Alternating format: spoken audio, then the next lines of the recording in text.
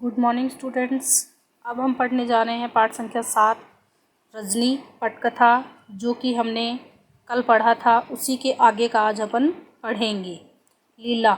हाँ रजनी, तुम कुछ करोगी कहोगी तो अगले साल कहीं और ज़्यादा परेशान न करें इसे। अब जब रहना इसी स्कूल में है तो इन लोगों से झगड़ा।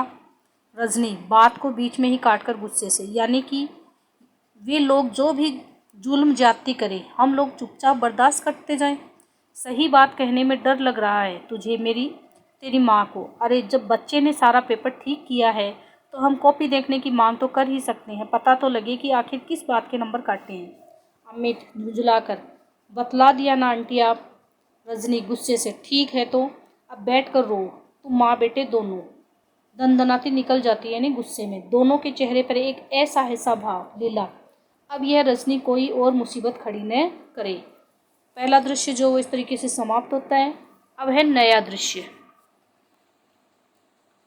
स्कूल के हेडमास्टर का कमरा है। बड़ी सी टेबल है, दीवार के सहारे रखी कांच की अलमारी में बच्चों द्वारा जीते हुए कप और शील्ड्स जमे हुए रखे हैं। दीवार पर कुछ नेताओं की तस्वीरें, एक बड़ा सा मैप लटका है। एक स्कूल के हेडमास्टर के कमरे का वातावरण तैयार किया जाए। हेडमास्टर काम में व्यस्त है। चपरासी बड़े अदब से एक चिट लाकर रखता है। हेडमास्टर कुछ क्षण उसे देखता है, रहता है। हेडमास्टर, बुलाओ। रजनी का प्रवेश नमस्कार करती है। हेडमास्टर, बैठिए। कुछ देर रुककर कहिए, मैं आपके लिए क्या कर सकता हूँ। रजनी, मैं 7th क्लास के अमित सक्सेना की मैथ्स की कॉपी देखना चाहती हूँ। हेडमास्टर के चेहरे पर ऐसा भाव जैसे वे कुछ समझा न हो। ईयरली एग्जाम्स की, कल ही जिसका रिजल्ट निकला है।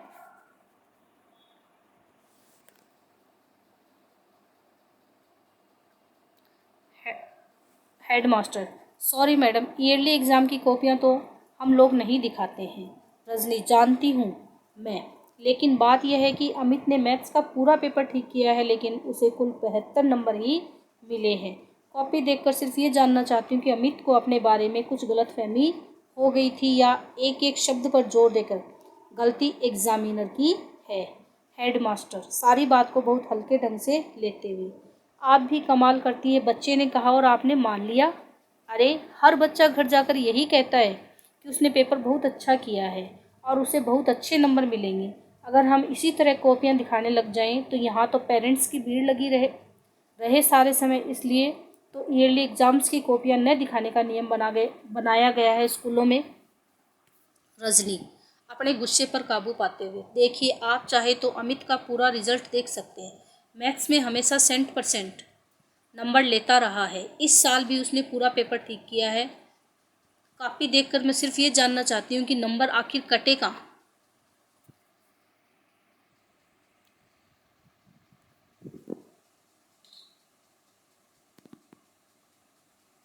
हेडमास्टर, आप बहस करके बेकार ही अपना और मेरा समय बर्बाद कर रही हैं। मैंने कह दिया ना कि इन कॉपियों को दिखाने का नियम नहीं है और मैं नियम नहीं तोड़ूंगा। रजनी व्यंग्य से, नियम यानी कि आपका स्कूल बहुत नियम से चलता है। हेडमास्टर गुस्से से, what do you mean.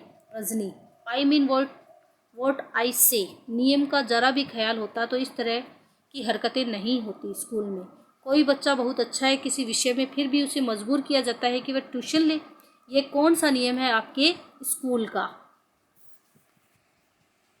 Headmaster, देखिए ये टीचर्स और स्टूडेंट्स का अपना आपसी मामला है। वो पढ़ने जाते हैं और वो पढ़ाते हैं, इसमें न स्कूल आता है न स्कूल के नियम। इस बारे में हम क्या कर सकते हैं। रजनी, कुछ नहीं कर सकते आप तो मेहरबानी करके ये कुर्सी छोड़ दीजिए, क्योंकि यहाँ पर कुछ कर सकने वाला आदमी चाहिए जो ट्यूशन के नाम पर चलने वाली धांधलियों को रोक सके, मासूम और बेगुनाह बच्चों को ऐसे टीचर्स के शिकंजों से बचा सके जो ट्यूशन न लेने पर बच्चों के नंबर काट लेते हैं और आपकी कापियाँ न दिखाने के नियम से उनके सारे गुनाह ढक देते हैं।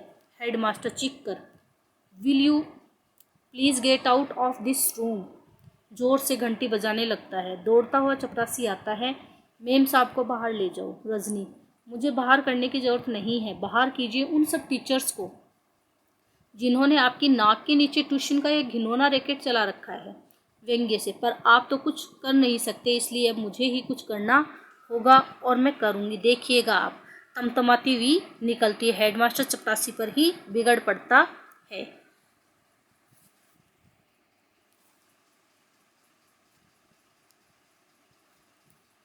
जाने किस किस को भेज देते हैं भीतर चपरासी। मैंने तो आपको स्लिप लाकर दी थी साहब। हेडमास्टर गुस्से में स्लिप की चिंदी चिंदी यानी टुकड़े टुकड़े करके फेंक देता है, कुछ इस भाव से मानो रजनी की ही चिंदियाँ बिखेर रहा हो।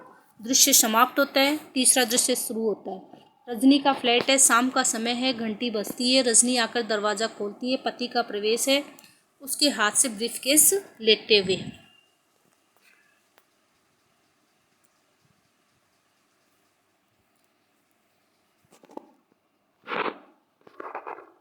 पति जूते खोलते हुए, तुम आज दिन में कहीं बाहर गई थी क्या?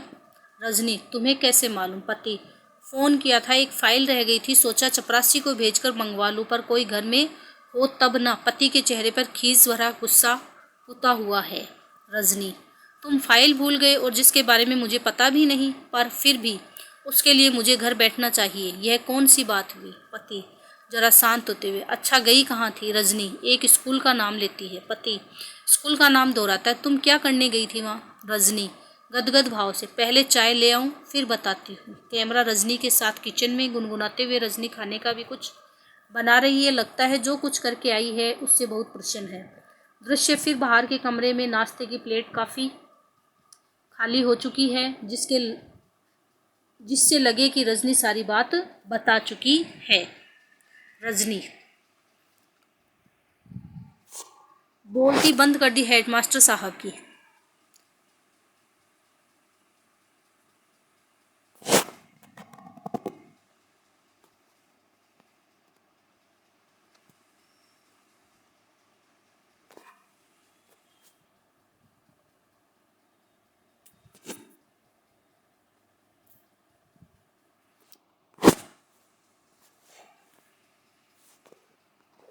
बोलती बंद कर दी हेडमास्टर साहब की, जवाब देते नहीं बना। चिल्लाने लगी, पर मैं क्या छोड़ने वाली हूँ इस बात को।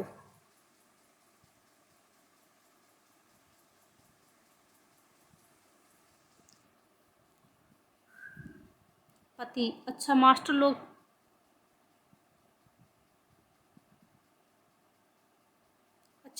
लोग ट्यूशन करते हैं या धंधा करते हैं, पर तुम्हें अभी बैठे बिठाए इससे क्या परेशानी हो गई? तुम्हारा बेटा तो अभी पढ़ने नहीं जा रहा है ना? रजनी यानी कि मेरा बेटा जाए तभी आवाज़ उठानी चाहिए, अमित के लिए नहीं उठानी चाहिए।